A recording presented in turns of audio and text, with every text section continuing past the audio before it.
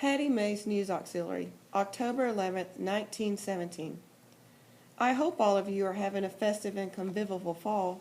With the autumn surrogation to winter and the Thanksgiving holiday quickly ascending upon us, I find myself reminiscing to mind the many blessings and bestowments of the past.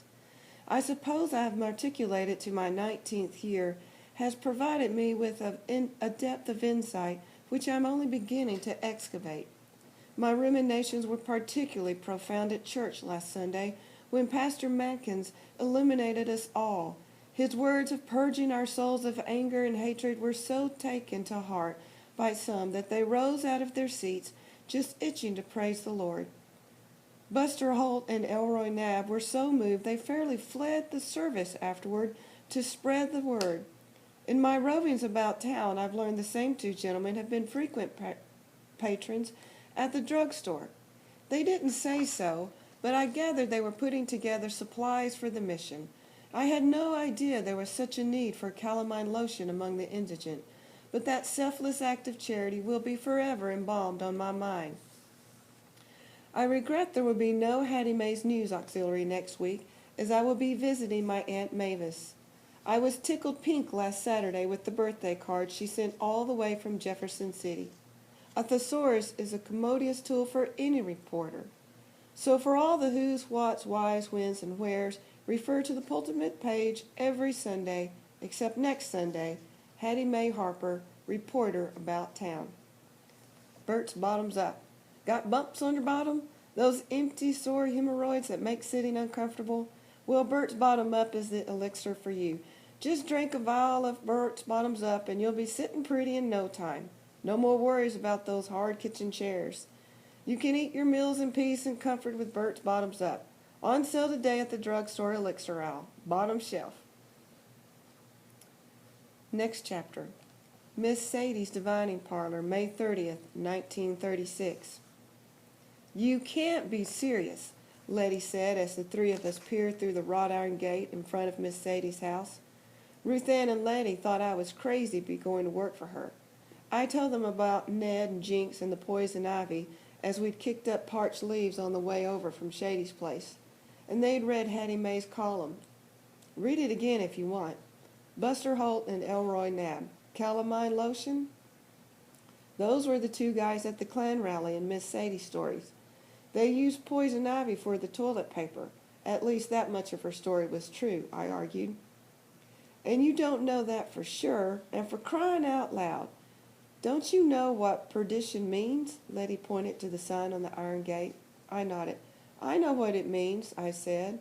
I recalled a preacher in Des Moines who had warned folks who had come for a soup supper to give up their evil ways and stay off the path to perdition. My stomach had been a little upset after that. What if she's a witch and casts a spell over you? Asked Letty. She's not a witch. More than likely she's just crazy, I said, even though I didn't believe that either. Like a fox, Ruth Ann said, chewing a blade of grass. Be careful, Abilene. That old woman might have more up her sleeves than just jangly bracelets.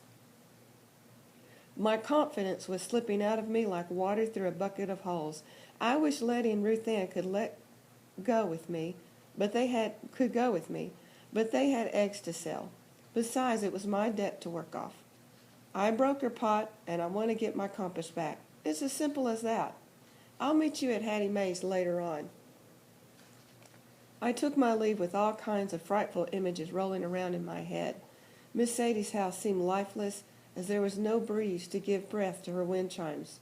So I was glad when I found her right back, and she said she'd have me working in the garden that day.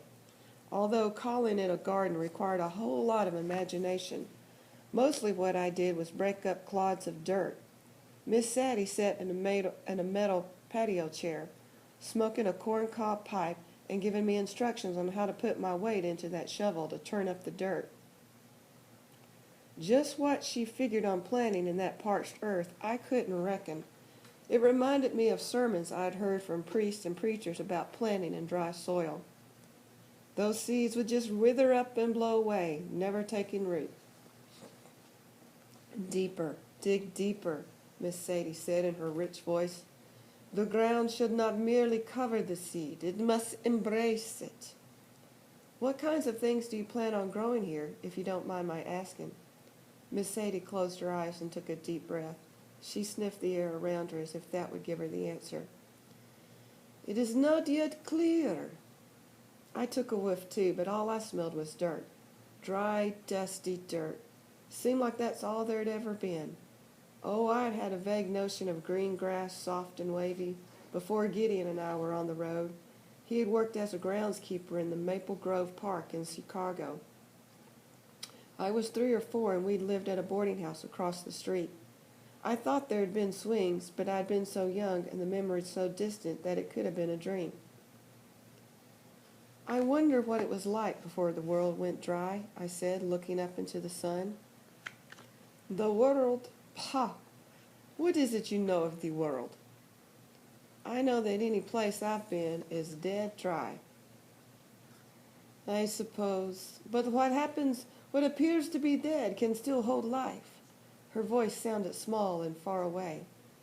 That day she wore a light house dress instead of her velvety fortune-teller garb, but it seemed like she was fixing to go into another one of her trances anyway.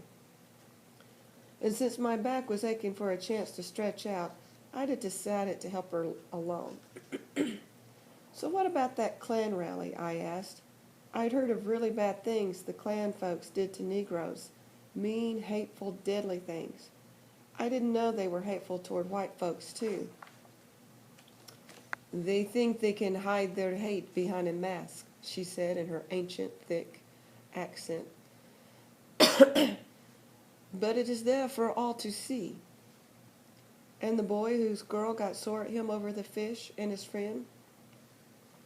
I asked, pretending to be disinterested enough not to remember their names. What happened to them? Ned and Jinx, she answered. They are a match from the start. Jinx is cocky and streetwise. He knows a coin for every day of the week, but he knows little of friendship and home. Ned provides both. He takes Jinx to Shady's place, where many a wayward soul is welcome and no questions are asked. So Jinx must have been the one who found the hidden letters and mementos underneath the floorboards at Shady's house. I'll say, my money's betting that Shady ran a speakeasy. He's got the perfect setup to run one of those secret saloons with the hidden cabinets and movable bar top for hiding illegal alcohol away when the law would come calling. I spoke of it as if it was only in the past, but from what I'd gleaned of Shady, I wasn't so sure. I waited for Miss Sadie to confirm or deny. Shady and Jinx share something in common. They both have dealings they are reluctant to reveal, Miss Sadie said, not telling me if I'd win my bet. It is clear Jinx runs from something, but Shady asked for no explanation. I figured that was about as much answer as I was going to get. It is not the first time he takes in a stranger in need, but he says Jinx must attend school. Sister Redemptor takes him into her classroom. I bet she plopped an assignment on him right off the bar, too. It is possible. In a town of immigrants, new students come all the time. Is that how Ned got here, I asked, wanting to stretch out my stretching out. Miss Sadie breathed in. He comes to America on a boat, yes, but to manifest he comes by train. A train for orphans. He says with the sisters for a long time. Sister Redemptor cares for him, but he is a little boy, 5 years old, of undetermined nationality, so he belongs to all the people. Of course, it is Hadley Gillen, the widower hardware store owner, who adopts him as his own. But the town grows to love the boy, and imagine that his future can be theirs as well. It got quiet as Miss Sadie lingered in the past. The heat took me over like a dream. A hot breeze seemed to conjure up exotic smells and faces of colorful people. People who had come from their various parts of the world to build a better life. I stretched out my body under the willow tree, my face feeling cooler in its shade. Somehow, I felt like I was one of those people, somehow taken out of one place and put into another, a place where I didn't belong. Why did he really send me here, I wondered? Why here? The coal mines, Miss Sadie answered my question I didn't realize I had asked out loud. People need work, and the mines need workers.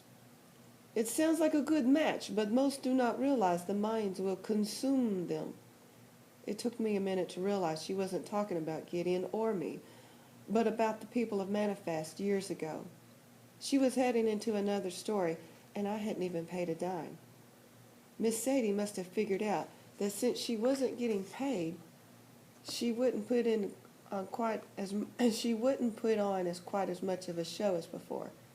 This time she left off all the divining gravations and jingle-jangle antics and just started her story, plain and simple.